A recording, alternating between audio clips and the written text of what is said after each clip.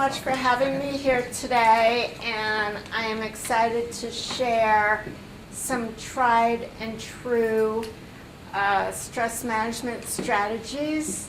So first, let me just say, you may or may not know this, but I found it really kind of enlightening to learn this when I did, that on a continuum, okay, this side extreme being anger, violence, the extreme anger, and that side being the extreme suppression or depression, okay, clinical depression.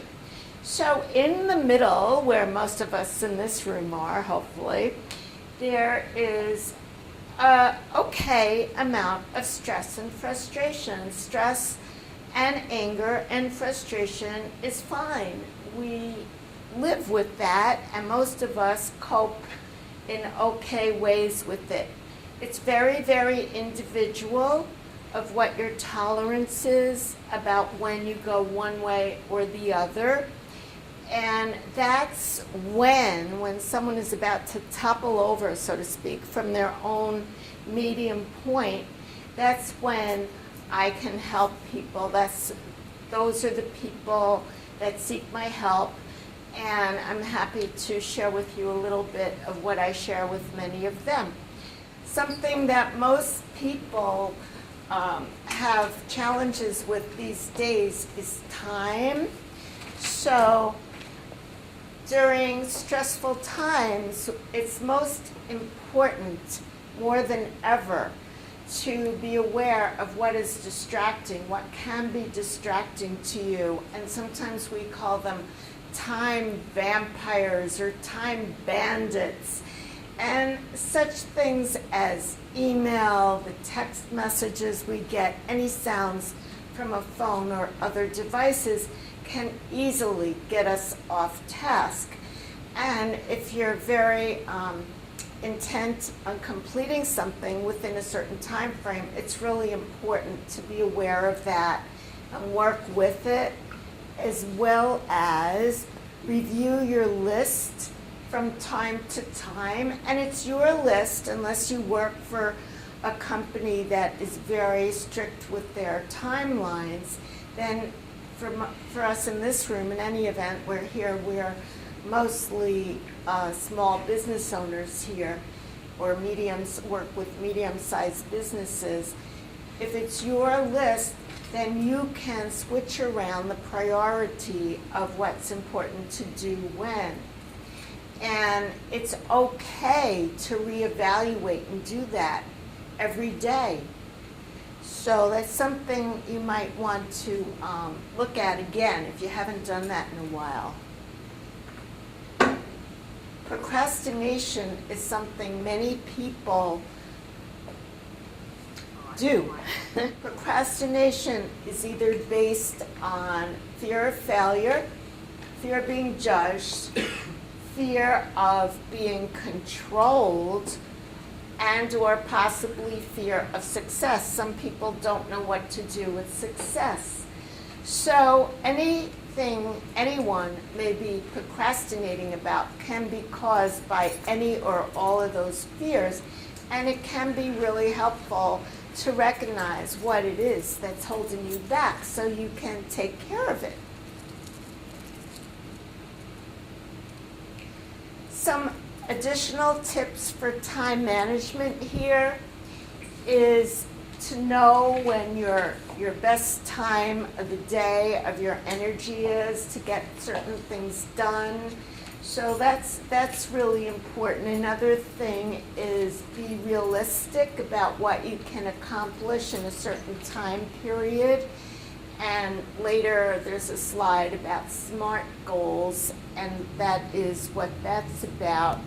Now, I'll be sending anyone who wants this PowerPoint so you can have time to contemplate these points about time management. The wheel of life, you see here, it's kind of pieces of a pie. We used to use this a lot about work-life balance. and say, with this particular image, look at this circle and which area do you want to get a lot more out of, you know, on a scale of 1 to 10. Is there anything here that you would rate a 10 in satisfaction? If not, look at the other areas and journal or take notes and see, brainstorm what you could do about it. Well, now there's a trend towards work-life integration rather than everything balanced in work and life, and more towards personal balance. I like that. It's the kind of balance, like you could stand on one foot, like in a yoga pose or something, and not fall down. So no matter how your ratings are in each piece of the pie, it's important that each person individually, personally, is okay with that. Just like the continuum with stress and anger and depression, this is very individual. That's how some people who are very high-level executives, politicians, and so on, hardly have anything, possibly. I'm just making this up. I'm just just thinking out loud here. Maybe someone needs a lot more work in one of these areas.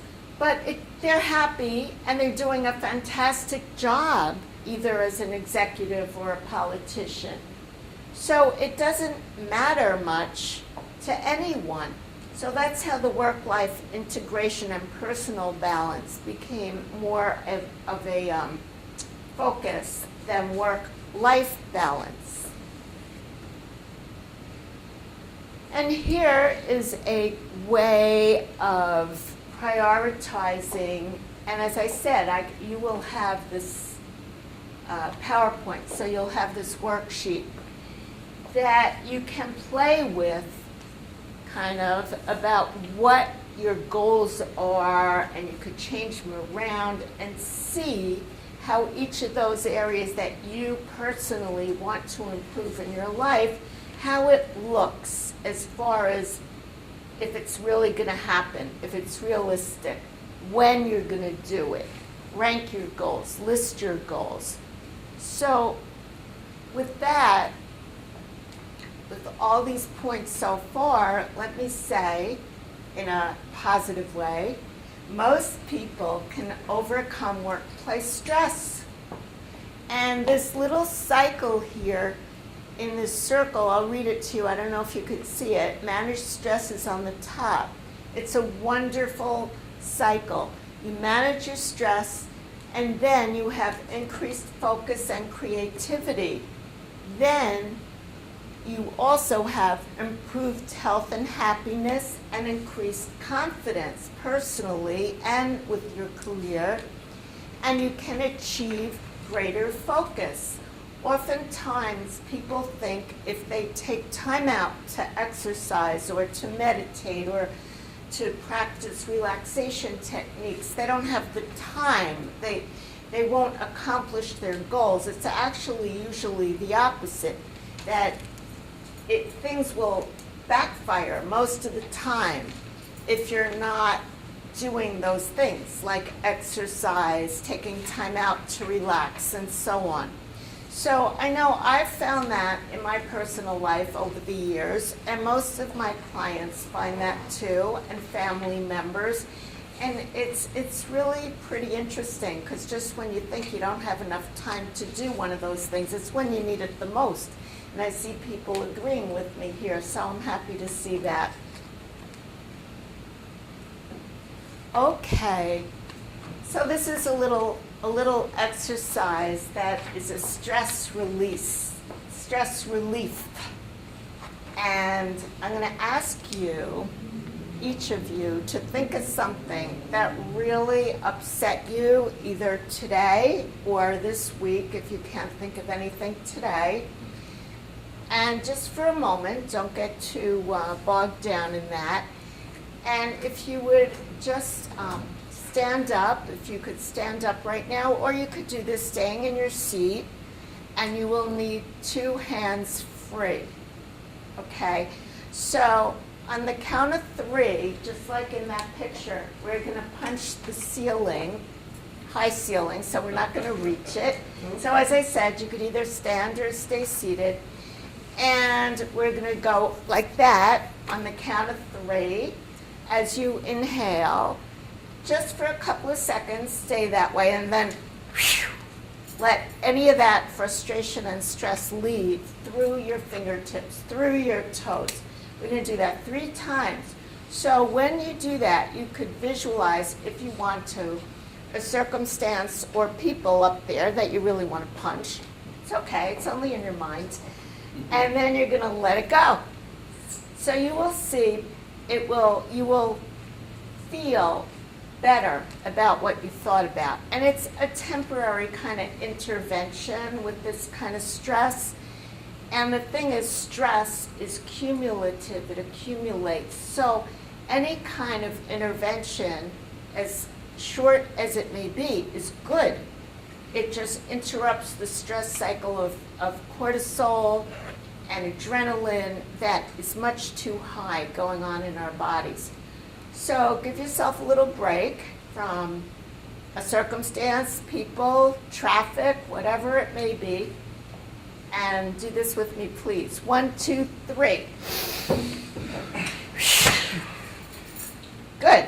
Again. 1, 2, 3. And 1, 2, 3. Great. Shake everything out. Now, I could put on dancing music and we could just, continue. But that's not what we're here to do today. So just pointing out how wonderfully fast that can work. And if you're at the office and you're really beside yourself, hopefully you can excuse yourself, go to the restroom, make a flush, and do this. It doesn't make any sounds. And then, if you have a few more minutes, you could stand still and do some nice, slow relaxation breathing. And I'm going to show you, demonstrate that and ask you to join me in that at the end of this presentation.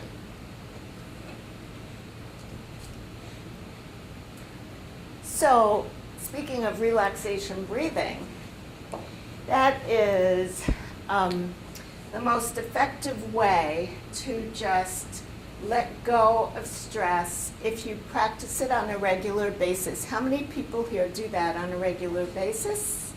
Excellent, excellent, good. It's been in the news more and more, so in addition to all the other stuff in the news, this has also been in the news, and thank goodness it's something we can take with us wherever we go. And you always can pull over if you're that stressed, if you're driving, and do that by the side of the road. You could do it anywhere. And you could do it very inconspicuously, yes, you can, or more demonstratively. So it really works. 3 sets of relaxation breaths is enough to intervene, again, a temporary intervention until you have more time and space to do a longer sequence. So yoga, of course, yoga can help with that, and it's this relaxation breathing through a whole hour of exercising. And as a former yoga instructor at Hofstra with the students, I saw miracles happen on that mat. So that was an amazing, amazing time with 9/11 and all that going on. I think yoga saved a lot of students there during that phase. And I was happy to be a part of their recovery, so to speak, from that difficult time. The progressive muscle relaxation we'll do at the end of this presentation as well, and it's a tension and release of muscles, and it's something you can do to kind of prep your body to do relaxation breathing or a longer relaxation sequence if you don't feel like relaxing. You know, somebody says, oh, just relax, and it could be the last thing you feel like doing. However, if you are able to take 5 minutes or less and do this progressive muscle relaxation, and you could do it lying in bed too to help you relax to sleep, then it's worth knowing. So here is a little summary of how to do the meditation, and you don't need to be on top of a mountain in the Himalayas to do meditation. So you could do it anywhere for 5 minutes or 3 minutes, and it's about clearing your mind so your mind has a break from all the action and all the thoughts.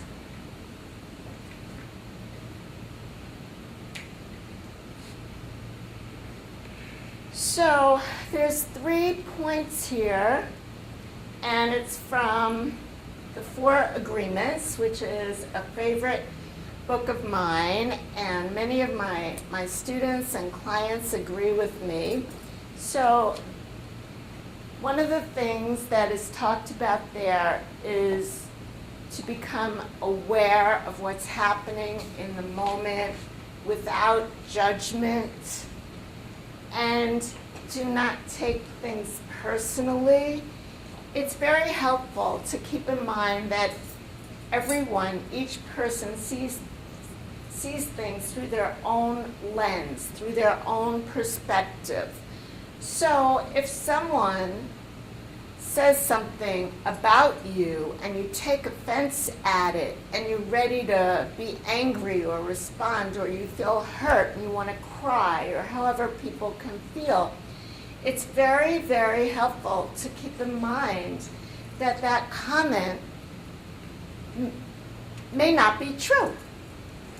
There's at least a 50% chance of it not being true if you're more analytical in that way. So it's really easy, once you practice this philosophy, to be able to step away and kind of contemplate it, maybe do some EFT tapping about it, which will be in a subsequent workshop, not today, and just say, well, I'm not going to change that person's mind. I'll just continue to be doing the best I can, speaking my truth, and not be offended. Of course, there are circumstances where people need to respond in ways to protect themselves, and that is necessary. Of course, walk away first. That's kind of the number 1 rule in anger management training, is if you're feeling like you're being abused in some way, or that you're going to blow your top from whatever reasons, walk away. Don't give that other person the satisfaction. It's kind of adding fuel to the fire, as the expression goes. So, I'm going to read that bottom line there. When you make it a strong habit not to take anything personally, you avoid many upsets in your life. Your anger, jealousy, and envy will disappear, and even your sadness will simply disappear. Now that can be an amazing challenge to try that and see if that happens for you or someone you love.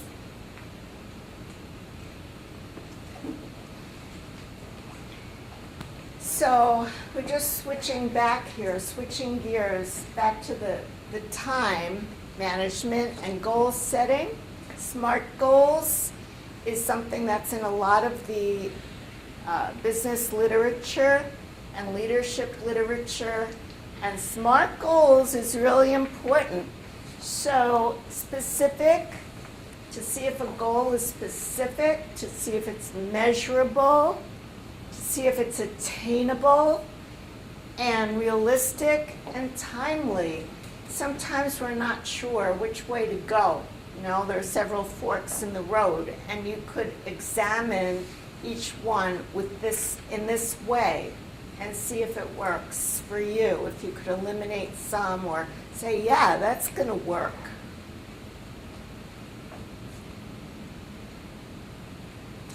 Okay, so before we close, I just want to do some relaxation breathing, the progressive muscle relaxation, and some positive visualization. And I will address any questions later. So just sit back in your chair, put your feet on the floor, please, and put your hands in your lap. If you want to, if you're not acquainted with doing this, then put one hand on your belly and one hand on your upper chest. And as you inhale through your nose, feel your belly expand a bit, like a balloon gently filling up with air. Close your eyes if you're comfortable with that. And exhale. The belly deflates last. So in this way, as you inhale, your chest gets the most oxygen, your lungs and heart. If you start the breath from your belly, each exhalation is letting go of stress and anxiety. And each breath in is bringing in calm and well-being. And just breathing in this way for the next few moments. I'm going to move into the progressive muscle relaxation, so you could follow my verbal cues. No need to see me if your eyes are closed. So as you inhale this time, tighten your feet in some way. Tighten them up, don't cramp them. And as you exhale, relax them.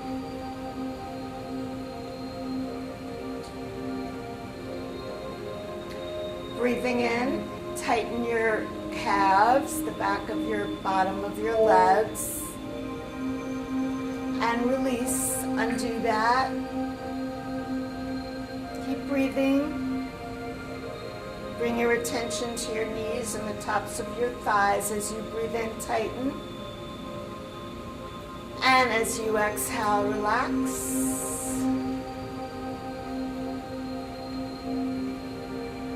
Keep breathing. Suck in your belly so it's not a relaxation breath. It's like when you're scared or your pants are too tight. And exhale, let it go. Keep breathing.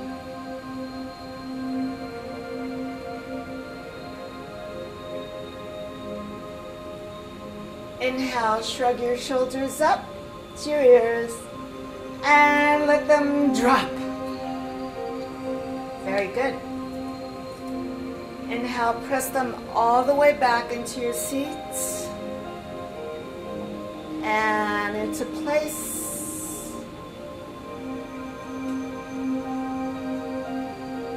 Put your attention to your fists. Make two fists like we did before when we were punching the ceiling, and that's where that comes from. Inhale and punch in any direction together. And try that again. Straighten your arms when you punch. 1, 2, 3, punch. And bring your attention to your face. Inhale and tighten around your jaw. Angry mouth. Ah.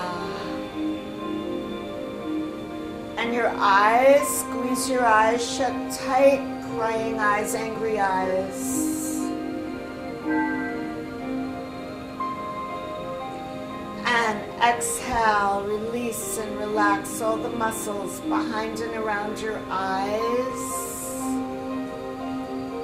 Inhale, eyebrows upwards towards the top of your head.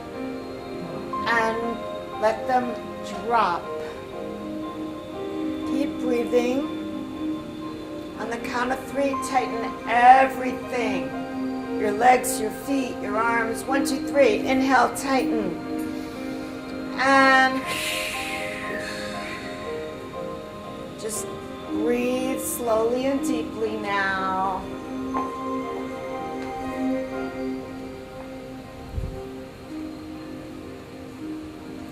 Keeping your mind clear. If any thoughts come in, let them go away like clouds in an angry sky. Not an angry sky, windy sky. Excuse me. Just keep breathing. And think of somewhere now where you have vacations, somewhere in your life that you were very, very relaxed. A place in nature. See it above you like a slideshow and allow yourself to float on up into it. Be there with all your sensory imaging. See it. Feel it, hear the sounds, smell the scents. This is your private relaxation spot that you could go to if you just have a few minutes and the intention to release stress and let go of stressors. So just allow yourself to be in this space. It's a really nice way to fall off to sleep. Not right now, of course, but when you need to do that.